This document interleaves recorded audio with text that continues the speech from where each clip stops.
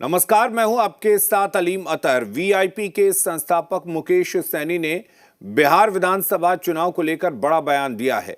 सीतामढ़ी में मुकेश सैनी ने कहा कि विधानसभा चुनाव के दौरान बिहार की 60 सीटों पर वीआईपी अपने उम्मीदवार उतारेगी।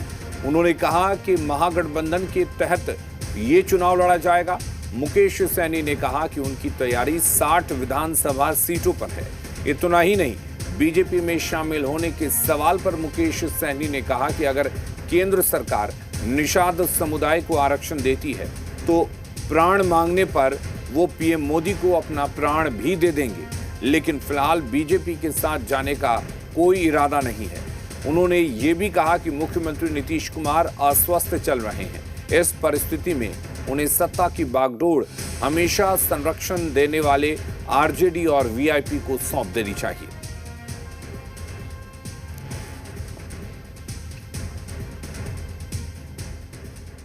देखिए 243 सीट है।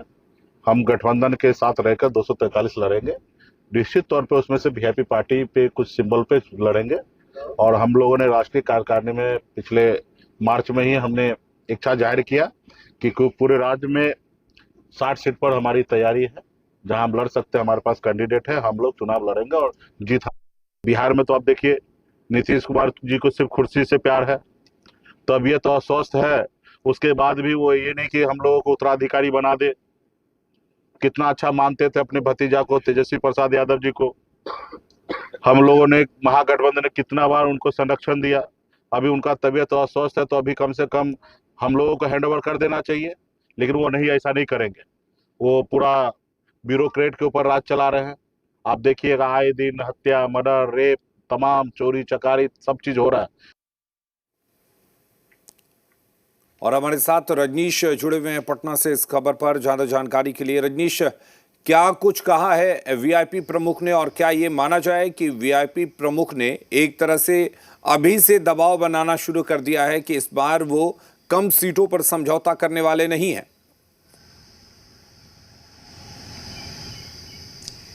देखिए, समय के साथ व्यक्ति परिपक्व होता है और राजनीतिक रूप से अगर कहें तो अब जो बयान है मुकेश सहनी के, वो राजनीति में परिपक्व बयान माना जा रहा है। देखिए, राजनीति संभावनाओं का खेल है और साथ ही साथ अस्थाई कुछ भी नहीं है। तो एक जो दबाव की राजनीति है, उसके तहत उन्होंने बड़े साफगोई के साथ अपनी बातें रखी है इस बार।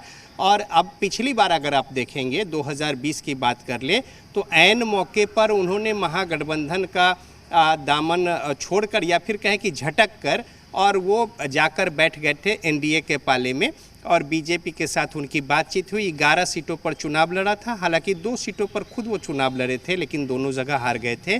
4 सीट उनकी पार्टी जीती थी और उन्हें एमएलसी बनाकर मंत्री पद बनाया गया। लेकिन जिस तरीके से महत्वाकांक्षा बढ़ी और उत्तर प्रदेश में जो चुनाव को लेकर उन्होंने अपना अभियान चलाया, उसका नतीजा ये रहा कि उन्हें एमएलसी भी उनका जो है वो आगे रिवाइव नहीं हुआ, और साथ ही साथ मंत्री पद से भी हटाए गए। और इसके अलावा उनके जो 4 विधायक थे वो भी उनके साथ नहीं रहे, और वो भी एनडीए के साथ और बीजेपी के साथ शामिल हो गए। तो कुल मिलाकर अगर आप देखेंगे तो अब एक बार फिर से अब चुनाव सामने में है 2025 का, और ज़्यादा से ज़्यादा सीट हासिल हो, इसको लेकर कोशिश, कवायद और दबाव की राजनीति है। तो पिछले बार 11 सीटें बीजेपी के ओर से या एनडीए की ओर खेमे में उन्हें दिया गया था। इस बार 60 सीटों की वो बात कर रहे हैं कि उन सीटों पर उनकी तैयारी है।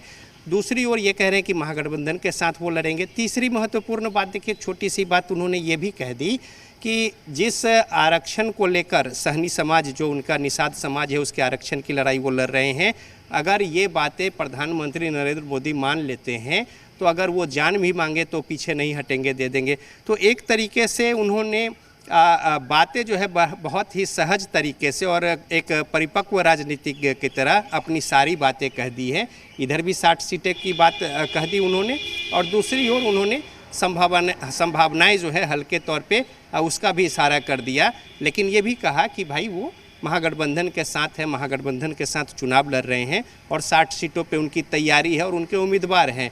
तो अब देखिए, जैसे जैसे आगे बढ़ेगा, बातें आगे बढ़ेंगी, उस तरीके से अब जो छोटी पार्टियां हैं उनकी कोशिश होती है कि सीट को लेकर पहले सामंजस्य जो है वो हो जाए और बातें स्पष्ट हो जाए, जबकि जो गठबंधन में घटक दल जो बड़े होते हैं, बड़ी पार्टियां, उनकी कोशिश होती है कि इस बात को खींचकर वो ऐन मौके तक अंत तक लेकर जाएं, जिससे कि कोई गुंजाइश जो है वो न बचे और फिर एक कॉम्प्रोमाइज़ की स्थिति जिस तरीके से चाहते हैं वो बन जाए और कहीं कोई इधर उधर करने की गुंजाइश न बने, चूँकि अंतिम तौर तक दूसरे खेमे में भी लगभग सारी बातें सेटल्ड हो जाए। तो देखिए ये राजनीति है और उसी के तहत अब तमाम राजनीतिक पार्टियां जो हैं लोगों के बीच, अपने समर्थकों के बीच और जनाधार को लेकर, संगठन को मजबूती को लेकर, लोगों को अपने पाले में गोलबंदी को लेकर पहुंच रहे हैं।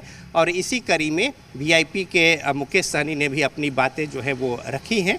अब आगे जो बैठक होने वाली है महागठबंधन की, उसमें किस तरीके से आगे क्या कुछ बातें होती है, चूँकि अब इस जो बैठक आगे होनी है ये महागठबंधन की सभी घटक दलों की, उसमें अब कमोबेश सीटों को लेकर और बाकी चीज़ों को लेकर ही बातें होंगी।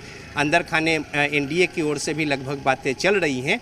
तो अब धीरे धीरे बात आगे बढ़ रही है, समय भी कम है और राजनीतिक पार्टियां उसी कड़ी में दबाव की राजनीति को लेकर अपनी बातें प्रकट कर रही हैं। और जो उसका नतीजा जो है किस तरीके से प्रतिक्रिया के तौर पे आता है, एक लिटमस टेस्ट भी कह सकते हैं इसको, कि किस तरीके की प्रतिक्रिया आती है, या फिर उसको स्वीकार किया जाता है या उस पर कुछ कटाक्ष होते हैं। तो बहरहाल अपनी बातें उन्होंने कह दी है मुकेश सहनी वीआईपी के बिल्कुल सीट को। रजनीश, जिस तरीके से मुकेश सहनी ने आज 60 सीटों पर दावेदारी ठोकी, इससे पहले भी मुकेश सहनी कह चुके हैं कि महागठबंधन की सरकार बने तो तेजस्वी मुख्यमंत्री होंगे। वो खुद को उप मुख्यमंत्री का उम्मीदवार भी बताते रहे हैं। आज भी उन्होंने कहा कि नीतीश कुमार अस्वस्थ हैं, उनको अब अपने बागडोर जो है वो आरजेडी और वीआईपी को सौंप देनी चाहिए। कुल मिलाकर ये बयान इस लिहाज से भी देखा जा सकता है कि मुकेश सहनी खुद को महागठबंधन का एक प्रमुख और एक बड़ा अंग बताने की कोशिश में जुटे हुए हैं कि एक वो अहम अंग है, इसे अहम हिस्सा है। देखिए, जिस तरीके से पिछले अगर लोकसभा चुनाव का कैंपेन देखे होंगे तो अति पिछड़ा वोट को, गोलबंदी को लेकर जिस तरीके से तेजस्वी यादव और मुकेश सहनी की एक तरीके से कहें कि जो जोड़ी थी, जुगलबंदी थी, वो हर जगह पे कैंपेन को लेकर, हेलीकॉप्टर से लेकर तमाम जगहों पे ताबड़तोड़ प्रचार अभियान और हर जगह पे कैंपेन सघन चलाए गए थे। उसमें ये जो जोड़ी है वो बड़े ही मजबूती के साथ दिखी और तमाम लोगों ने इस चेहरे को लेकर एक जो मैच्योरिटी होती है और उस तरीके से एक सामंजस्य करने की बात होती है लोगों के बीच में, जब जाते हैं तो उसका प्रभाव होता है आम जनता के बीच में, तो वो देखने को मिली। अब 11 सीट पिछले बार दूसरे खेमे में मुकेश सहनी को मिला था, अब वो इधर इच्छा जाहिर कर रहे हैं 60 सीटों की, लेकिन उन्हें भी पता है कि ये सीटें व्यवहारिक भी नहीं है इतना दे पाना। और साथ ही साथ जो साथ में घटक दल है, अब कांग्रेस 70 सीटों पे चुनाव लड़ी थी, अगर ये 60 की बात करते तो फिर कांग्रेस की क्या स्थिति होगी, या फिर जिसके अच्छे खासे तादाद जो है विधायकों की लेफ्ट पार्टियां जो है, चाहे माले हो, सीपीआई सीपीएम हो, तो फिर वो किस तरीके से अपनी बातों को रखेंगे।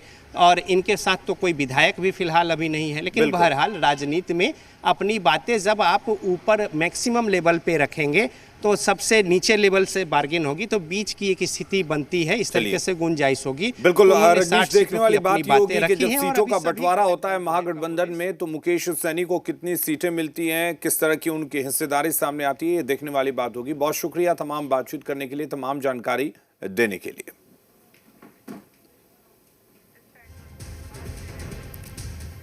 आरजेडी